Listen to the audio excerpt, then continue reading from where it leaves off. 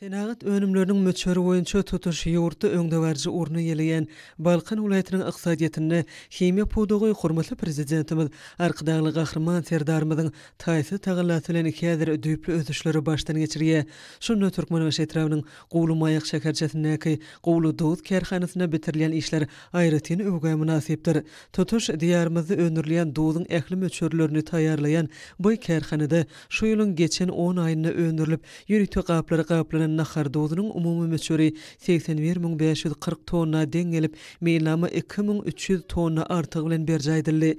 Kerhananyň hünärmenleriniň hazır deňziniň kenarlaryna iş alyp barýan meýdançasy ediň biziň ýurdumyzda ýa sebitde däl eýsem tutuş dünýäde Dowudyň iň köp gorlarynyň jemlenen meskenleriniň bir hasaplanýa. Çegmal gorlarynyň mukdary 40 million tonnadan geçýän Gowlu Dowud kerhanasyndan alynýan nahar Dowudyny ýotlaşdyrmagyň häzirki wagtda ymykly ýoly goýulmagy diýarymyzda raýatlarymyzyň saglygynyň ähli zatdan iler tutulýanynyň ýene-de bir güwänamasydyr. Arkadan serdarly bagtyar ýaşlar ýelini täze üstünliklere beslemegi maksat edilýän kerhananyň hünärmenleri halal zehmi çekmäge döredilýän giň mümkinçilikler üçin hormatly prezidentimize alkyş aýdyp şu günler iş depinlerini barha ýokurlandyrýarlar.